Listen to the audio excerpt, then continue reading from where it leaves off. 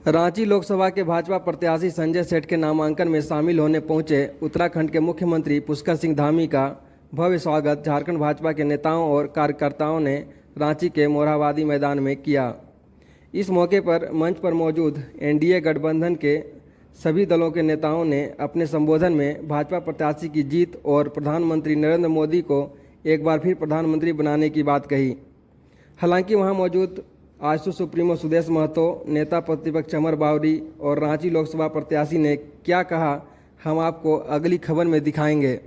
लेकिन सबसे पहले देखिए उत्तराखंड के मुख्यमंत्री ने रांची के ऐतिहासिक मोरहाबादी मैदान से कांग्रेस, जेएमएम और तमाम विपक्षी दलों पर जमकर निशाना कैसे साधा।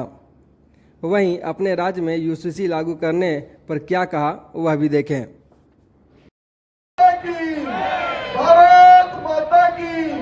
नरेंद्र मोदी जिंदाबाद, पुष्कर सिंह धामी जिंदाबाद, अमर बावरी जिंदाबाद, संजय सेठ जिंदाबाद, सुदेश महतो जिंदाबाद। बहुत बहुत धन्यवाद।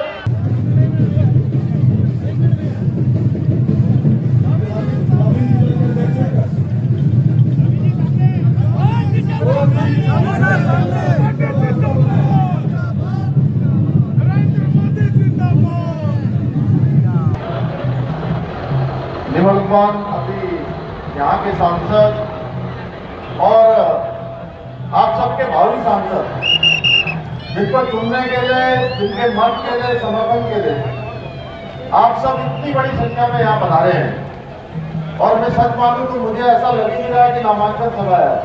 ये लग रहा है कि कोई बड़ा मेला लगा हुआ है जिसमें पिछले 2 घंटों से मैं देख रहा हूँ कि हजारों की संख्या में लोग अंदर आ रहे हैं और हजारों की संख्या में बाहर जा रहे हैं। इस महामेले में आदरणीय संजय भाई को अपना मत, समर्थन, आशीर्वाद देने के लिए आप सब पधारे हैं। रांची के इस ऐतिहासिक मैदान में आप सबकी इस ऐतिहासिक उपस्थिति को उत्तराखंड देवभूमि के मुख्य सेवक के नाते आप सबका हृदय से स्वागत करता हूं, आप सबका अभिनंदन करता हूं, आप सबको जोहार करता हूं। भाइयों बहनों, मैं धरती आबा भगवान बिरसा मुंडा की इस पावन भूमि को भी हाथ जोड़कर, शीश नवाकर प्रणाम करता हूं, नमन करता हूं। और आप सबके बीच में इस लोकसभा से फिर से आदरणीय प्रधानमंत्री मोदी जी के नेतृत्व में, जिनको आप सबकी सेवा के लिए भारतीय जनता पार्टी के केंद्रीय नेतृत्व ने प्रत्याशी बनाकर भेजा है, आदरणीय संजय सेठ जी, उनके लिए आप सबका समर्थन मांगने के लिए आया हूं। और आप सबका ये उत्साह, ये आप सबकी ऊर्जा और संजीव जी का आपको इस मंच से जोड़े रखने का अद्भुत काम देखकर मैं पिछले 2 घंटे की उपस्थिति में ये कह सकता हूं कि अभी अनेक वक्तागण यहां से बोल रहे थे और सब कह रहे थे कि इस बार ऐतिहासिक जीत होने वाली है। मेरे मन में कोई संदेह नहीं है कि संजय जी इस बार पिछले चुनाव के मुकाबले कहीं अधिक वोटों से जीतने वाले हैं, आप सबके सांसद बनने वाले हैं और आप पिछला रिकॉर्ड तोड़ने वाले हैं। भाइयों बहनों, झारखंड अपनी वन संपदा, जिसके बारे में अभी कह रहे 70% से ज्यादा यहाँ पर वन संपदा, खनिज संपदा और आदिवासी समाज के साहस, वीरता एवं स्वाभिमान के लिए हमेशा इसकी एक पहचान रही है, इसकी प्रसिद्धि रही है। और जब भारत में आजादी का आंदोलन प्रारंभ ही नहीं हुआ था, उस समय अंग्रेजों के खिलाफ किसी ने प्रखरता से आवाज उठाई थी तो वो हमारे आदिवासी भाइयों ने उठाई थी। लेकिन देश आजादी के 60 सालों तक, 62 सालों तक जिन्होंने देश के अंदर शासन किया, जिन्होंने देश की हुकूमत चलाने का काम किया, उन्होंने कभी आदिवासी समाज की कोई सुध नहीं ली। केवल भारतीय जनता पार्टी ही एकमात्र राजनीतिक दल है जो आदरणीय नरेंद्र मोदी जी के नेतृत्व में, जिसने हर वंचित वर्ग के विकास का बीड़ा उठाया, एक संकल्प लिया, हर वर्ग के उत्थान के लिए काम किया। भाइयों बहनों, अभी हमारे सभी मेरे से पहले बोलने वाले सारे वक्तागण यहाँ से बोल रहे थे कि हम सबको सौभाग्य प्राप्त हुआ, चाहे वो इस झारखंड के लोगों का हो या देवभूमि उत्तराखंड के लोगों का। एक ही समय में दोनों राज्यों का गठन हुआ, यह हमारे लिए एक समानता की बात है। बल्कि दोनों राज्यों की जो परिस्थितियां भी हैं वह भी एक समान है। जहां इस राज्य की वन संपदा 70% है, वहीं उत्तराखंड भी 70% से ज्यादा वनों से आच्छादित है, नदियों से आच्छादित है, पर्वतों से आच्छादित है। राज्य में निर्माण से पूर्व भौगोलिक परिस्थितियों के कारण हमारे दुर्गम पहाड़ी क्षेत्रों और आपके जो घने क्षेत्र हैं उन क्षेत्रों तक विकास नहीं पहुंच पाता था। इससे एक बहुत बड़ा वर्ग विकास से वंचित रह जाता था, मुख्य धारा में आने से वंचित रह जाता था। भाइयों बहनों, आपकी इस परेशानी को समझते हुए हमारे राज्यों का गठन करने और हमें न्याय दिलाने का काम सरदार अटल बिहारी वाजपेयी जी ने अपने प्रधानमंत्री रहते हुए इन राज्यों का गठन किया था, इन राज्यों की स्थापना हुई थी। और आदरणीय प्रधानमंत्री नरेंद्र मोदी जी के नेतृत्व में आज आदिवासी समाज का मान सम्मान और स्वाभिमान बढ़ाने का काम तेजी से देश के अंदर हो रहा है। हमें गर्व है कि भाइयों बहनों, एक आदिवासी समाज में पैदा हुई, आज एक सामान्य परिवार में पैदा हुई देश की प्रथम नागरिक आदरणीय द्रौपदी मुर्मू जी भारत की पहली आदिवासी महिला राष्ट्रपति है। और ये पूर्व के समय में संभव नहीं हो पाता था। भाइयों बहनों, पूर्व के समय में ऐसे पदों पर अगर चयन होता था, मनोनयन होता था, तो किनका होता था? ये प्रश्न केवल मेरा नहीं है कि ये प्रश्न मैं कर रहा हूं या मंच पर बैठे हुए लोग कर रहे हैं। भाइयों बहनों, ये प्रश्न देश के हर एक व्यक्ति का है कि एक समय था मनोनयन कुछ लोगों का होता था, उनकी पहले से ही जो है एक पंक्ति अलग बना दी जाती थी, एक लाइन अलग लगा दी जाती थी कि मनोनयन होंगे तो इन्हीं लोगों में से होंगे, एक खास वर्ग के लोगों के होंगे।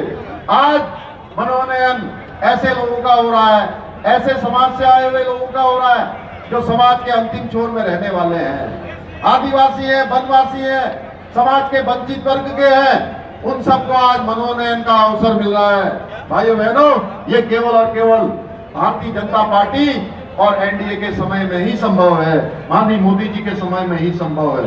भाइयों बहनों, आदरणीय मोदी जी ने पिछले वर्ष, आप सबको याद होगा, भगवान बिरसा मुंडा की जन्मस्थली उली हाथों आकर यहाँ की पावन भूमि को नमन करके, उस माटी का तिलक करके आगे देश के विकसित भारत का संकल्प लिया था। और भाजपा ने अपने संकल्प पत्र में भगवान बिरसा मुंडा की 150वीं जयंती के उपलक्ष्य में 2025 को जनजाति गौरव दिवस के रूप में मनाने का निर्णय लिया है। आज प्रधानमंत्री मोदी जी के नेतृत्व में पहली बार आदिवासी समाज के लोगों को देश की मुख्य धारा में लाने का कार्य किया जा रहा है। आदिवासी समाज सहित वंचित समाज को केंद्र में रखकर आज योजनाओं को बनाया जा रहा है। 2014 से पहले का समय हम सबको स्मरण में जरूर आना चाहिए कि वो कैसा समय था जब योजनाएं कुछ लोगों के लिए बनाई जाती थी। भाइयों बहनों, आज मोदी जी के नेतृत्व में दुनिया के अंदर भारत का डंका बज रहा है, भारत का मान सम्मान और स्वाभिमान पूरी दुनिया के अंदर बढ़ रहा है।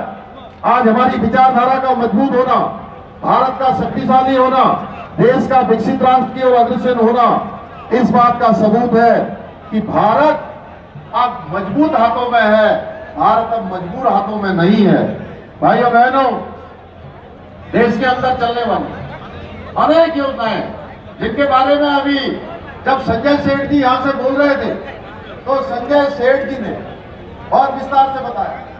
आज माताएं बहनें क्या कहती हैं वो कहती है गैस का चूल्हा मिल गया, मुझे मकान मिल गया, मेरे घर में पानी आ गया, मेरे घर का शौचालय बन गया, भाइयों बहनों मुझे आयुष्मान भारत योजना का लाभ मिल गया, आज लखपति दीदी ड्रोन दी दिया, या गरीब कल्याण करने की योजनाएं हो, या हम कोरोना महामारी जिस समय लोगों को मुसीबतों का सामना करना पड़ा, घर के चूल्हे बंद होने के कगार पर आ गए, भूखे पेट सोने की नौबत आ गई, ऐसे समय में हमारे प्रधानमंत्री मोदी जी ने देश के एक प्रधानमंत्री के रूप में नहीं बल्कि देश के एक अभिभावक के रूप में, जैसे एक माता पिता अपने बच्चों की चिंता करते हैं, बेटे बेटियों की चिंता करते हैं, उस प्रकार की चिंता का दायित्व अपने ऊपर लिया। भाइयों बहनों, ऐसे अनेक योजनाएं चलाई।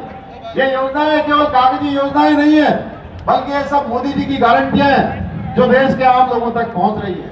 इसके साथ साथ मोदी जी के नेतृत्व में देश के अंदर अनेक ऐतिहासिक फैसले लिए गए, चाहे कश्मीर के अंदर धारा 370 समाप्त हुई हो, या देश में सीएए का कानून लाया गया हो, या 3 तलाक जैसी कुप्रथा से मुक्ति मिली हो, या हमारे आराध्य देव, मैं यहाँ आज संजय सेठ जी के नामांकन सभा में आने से पहले भगवान राम की जन्मभूमि अयोध्या से आप सबके बीच में आ रहा हूं। भाइयों बहनों, हम सब जानते हैं भगवान श्री राम जी का मंदिर बनकर तैयार हो गया है, उनकी प्राण प्रतिष्ठा भी हो गई है, जिसको हम कई वर्षों से जिसकी प्रतीक्षा कर रहे थे। ये कालखंड भी, इसका सौभाग्य भी हम सबके अगर सामने आया है, हम सबको इसका सहभागी होने का अवसर अगर किसी के कारण प्रदान हुआ है, तो यह सौभाग्य भी हमारे प्रधानमंत्री नरेंद्र मोदी जी के कारण हुआ है। भाइयों बहनों, अनेकों काम आज मोदी जी की दृढ़ इच्छा शक्ति से प्रेरणा लेते हुए, जिसके बारे में अभी हमारे नेता प्रतिपक्ष जी बोल रहे थे, उत्तराखंड देवभूमि है और देवभूमि के अंदर देवभूमि का मूल स्वरूप खराब ना हो। देवभूमि की अपनी एक प्रतिष्ठा है, पूरी दुनिया के अंदर कहीं भी देवभूमि का हम नाम लेते हैं तो लोगों को एक देखने का, उनके मन के भाव श्रद्धा और आस्था के हो जाते हैं। तो इसलिए भाइयों बहनों, देवभूमि के मुख्य सेवक के नाते हमने वहां संकल्प लिया है कि देवभूमि का मूल स्वरूप किसी भी कीमत पर हम खराब नहीं होने देंगे, उसको बिगड़ने नहीं देंगे। और मुझे खुशी है जो हमने आदरणीय मोदी जी की प्रेरणा से वहां पर निर्णय लिए, आज उन निर्णयों को पहचान मिल रही है। यूसीसी जो हमारी पार्टी का समान नागरिक संहिता देश की आजादी से लेकर अभी तक का संकल्प रहा है कि देश के अंदर एक विधान होना चाहिए, एक कानून होना चाहिए सबके लिए, एक निशान होना चाहिए। जहां धारा 370 देश के अंदर कश्मीर के अंदर समाप्त हो गई, वही भाइयों बहनों देवभूमि उत्तराखंड को एक गौरव प्राप्त हो गया कि देवभूमि के अंदर समान नागरिक संहिता का विधेयक पारित हो गया है, जिसको माननीय राष्ट्रपति महोदया ने भी अपनी स्वीकृति दे दी है। इसी प्रकार से वहां पर लैंड जिहाद के बहुत बड़े बड़े मामले हुआ करते थे, भाइयों बहनों हमने उस पर सख्ती से काम किया है और आज हजारों एकड़ जमीनें हमने इस लैंड जिहाद से मुक्त करवाई है, अतिक्रमण से मुक्त करवाई है। उत्तराखंड के अंदर दंगा रोधी कानून बनाकर हमने देवभूमि के मूल स्वरूप को, वहां की शांति को समाप्त होने से, वहां की शांति बिगाड़ने से, इसकी पुनरावृत्ति भविष्य में कभी न हो, इस प्रकार का वहां कानून बना दिया है। भाइयों बहनों, आदरणीय मोदी जी के नेतृत्व में झारखंड राज्य के विकास के लिए भी कई महत्वपूर्ण कार्य किए गए हैं। विभिन्न लोक कल्याणकारी योजनाओं का लाभ यहाँ पर मिल रहा है। आज इंफ्रास्ट्रक्चर डेवलपमेंट पर भी यहाँ जोर दिया जा रहा है। कई हाईवे और एलिवेटेड रोड्स का निर्माण किया जा रहा है। बनारस रांची इकोनॉमिक कॉरिडोर का निर्माण चल रहा है।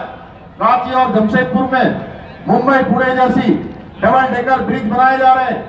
भाइयों बहनों, एक और तो विकास और जन कल्याण के लक्ष्य को रखकर भारतीय जनता पार्टी एनडीए काम कर रहा है, वही दूसरी ओर भ्रष्टाचारी और परिवारवादी जो कांग्रेसी घमंडिया गैंग है, ये घोटालेबाजों का घमंडिया गैंग है। भाइयों बहनों, झारखंड के पूर्व मुख्यमंत्री आज जेल के अंदर बंद हैं।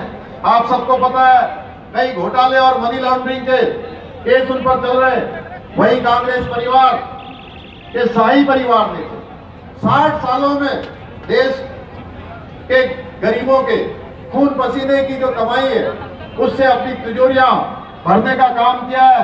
हाल ही में झारखंड में कांग्रेस सांसद धीरज साहू की तिजोरियों में मिला हुआ 353 करोड़ रुपए ने देश में आज तक मिले सभी केसों के रिकॉर्ड तोड़ दिए हैं भाइयों बहनों। भ्रष्टाचार की पराकाष्ठा हो गई है। वहीं आरजेडी का लालू परिवार भी आज घोटालों के कई रिकॉर्ड तोड़ रहा है। चारा घोटाला हो, जमीन के घोटाले हो या बेनामी संपत्ति का मामला हो, पूरा परिवार इनका आज घोटालों में लिप्त है। भाइयों बहनों, रांची लोकसभा सीट से मैं आज जब रांची पहुंचा तो मैं पता कर रहा था कि संजय जी ने इतनी लोकप्रियता हासिल की है, आप सबके बीच में से निकलकर एक सामान्य कार्यकर्ता के रूप में काम करते हुए आज भारत की संसद में आप सबका प्रतिनिधित्व कर रहे हैं। तो उनके सामने कौन खड़ा है, कौन प्रत्याशी है जिसको उनके सामने खड़ा किया गया है? तो भाइयों बहनों, मुझे पता चला कि कांग्रेस का उम्मीदवार वह भी ऐसे परिवार से है जो कई सारे मामलों में जिनके ऊपर पहले घोटालों के आरोप लग चुके हैं। कांग्रेस सरकार के जो 1,86,000 करोड़ के कोयला घोटाला, जिसमें इनके हाथ भी काले हुए थे और उस समय में इनको मंत्री पद भी छोड़ना पड़ा था। भाइयों बहनों, आपका लोकसभा क्षेत्र भी आज कांग्रेस के परिवारवाद का एक उदाहरण बनता जा रहा है। हालांकि कोई मुकाबला इस चुनाव में नहीं है। अभी हमारे महतो जी कह रहे थे आपसी वाले कि कोई मुकाबला नहीं है भाइयों बहनों, और कोई चर्चा भी नहीं है। मैं पूरे देश के अंदर जा रहा हूं, वहां एक ही बात हो रही है। अगर किसी से पूछेंगे कि भाई देश में किसकी सरकार बनने वाली है, कौन प्रधानमंत्री बनने वाला है, तो लोग कहेंगे मोदी जी की सरकार बनने वाली है, एनडीए की सरकार बनने वाली है, भारतीय जनता पार्टी की सरकार बनने वाली है और प्रधानमंत्री मोदी जी ही बनने वाले हैं। इसके अलावा चर्चा नहीं है। चर्चा इस बात की है कि जो 400 पार का नारा है, 400 से कितनी ज्यादा आने वाली है। और झारखंड में भी जो अभी यहां से कह रहे थे 13 कमल और 1 फल, 14 की 14 सीटें, यहां भी मोदी जी को प्रधानमंत्री बनाने के लिए झारखंड से एक तरफा समर्थन मिलने वाला है। लेकिन जो कांग्रेसी गैंग आज भ्रम और झूठ फैलाकर देश में तुष्टीकरण का जहर घोलकर सत्ता हथियाना चाहते हैं। अभी इनका घोषणा पत्र आया है। मैं इसलिए कह रहा हूं कि मैं देवभूमि उत्तराखंड से आया हूं। जो देवभूमि आज आगे बढ़ गई, देश आगे बढ़ गया कि आज देश समान नागरिक संहिता की ओर बढ़ रहा है और ये अपना घोषणा पत्र जारी करते हैं। तो घोषणा पत्र में लिखते हैं कि मुस्लिम पर्सनल लॉ, इसको हम सत्ता में आने पर लागू करेंगे। भाइयों बहनों, प्रश्न यह है कि देश क्या इस तुष्टीकरण की ओर जाएगा, क्या इस वोट बैंक की राजनीति का शिकार होगा, या सबके लिए समान नागरिक संहिता, सबके लिए एक समान कानून की ओर बढ़ेगा? यह आपका अधिकार छीनकर एक समुदाय विशेष के लोगों को बांटना चाहते हैं। और इनका जो घोषणा पत्र आया है, उस घोषणा पत्र में जिन्ना के मुस्लिम लीग की छाप नजर आती है। ये कांग्रेसी गैंग हो या परिवारवादी दल हो, ये हमारे आदिवासी और ओबीसी और एससी समाज के भाई बहनों का जो आरक्षण है, उसका हक भी एक विशेष समुदाय को देने का षड्यंत्र कर रहे हैं। कर्नाटका की कांग्रेस की सरकार ने वहां पर एक वर्ग विशेष के लोगों को रातों रात ओबीसी बना दिया। अब ये कर्नाटका का जो मॉडल है पूरे देश में लागू करना चाहते हैं। भाइयों बहनों, इसलिए हमें भ्रष्टाचार, तुष्टीकरण और परिवारवाद की जो सोच है उसको रोकना है। झारखंड को विकास की ओर आगे ले जाना है। यहाँ पर मोदी जी के साथ जो विकास पूरे देश का तेज गति से चल रहा है, उस तेज गति में झारखंड को भी कदम ताल करनी है। और मोदी सरकार की जो विकास की, जन कल्याण, अंत्योदय की विचारधारा है, उसको आगे बढ़ाना है, उसको ताकत प्रदान करनी है, उसको शक्ति प्रदान करनी है और उसको विजय बनाना है। इसलिए मैं आज आप सबके बीच में देवभूमि उत्तराखंड से आकर आप सबसे ये निवेदन करने के लिए आया हूं कि विकसित भारत के लिए, मजबूत नेतृत्व के लिए, भ्रष्टाचार के अंत के लिए और सनातन धर्म के सम्मान के लिए भारतीय जनता पार्टी को चुने, एनडीए के चुने, कमल को चुने और यहां से 25 मई को जिस दिन